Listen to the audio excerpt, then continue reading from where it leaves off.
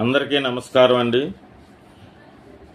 శ్రీశ్రీ అనగానే మహాప్రస్థానం అనగానే శ్రీశ్రీ గుర్తుకు వచ్చేలాగా మన అందరి మనస్సుల్లో నిలిచిపోయిన మహాకవి శ్రీశ్రీ గారి గురించి ఈరోజు ఒక చిన్న వీడియో చేయదలిచాను.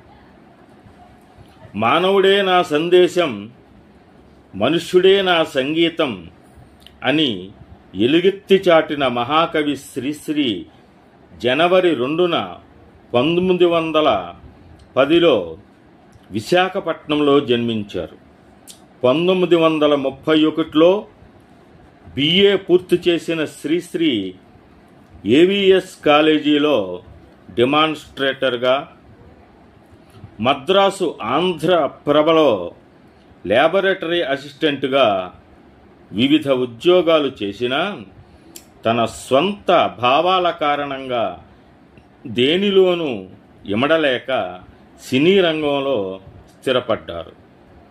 తెలుగు కవిత్వాన్ని మరో మలుపు తిప్పిన మహాకవి శ్రీశ్రీ యొక్క మహాప్రస్థానం 1950వ సంవత్సరంలో పుస్తక రూపం ధరించింది.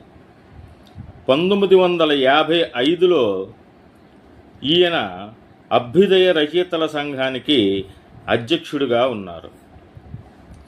ఆయన సాహితీ తపస్సుకు గుర్తింపుగా ఖడ్గ సృష్టి అనే కావ్యానికి 1966లో సోవియట్ భూమి నెహ్రూ అవార్డు, 1973లో కేంద్ర సాహిత్య అకాడమీ అవార్డు, 1979లో శ్రీ రాజ్యలక్ష్మి ఫౌండేషన్ వారి మొట్టమొదటి అవార్డు అందుకున్నారు. తెలుగు కవిత్వాన్ని ఖండించి, దీవించి, ఊగించి, శాసించి రక్షించిన మహాకవి శ్రీశ్రీ జూన్ 15వ తేదీ 1983వ సంవత్సరంలో మహాప్రస్థానం చెందారు.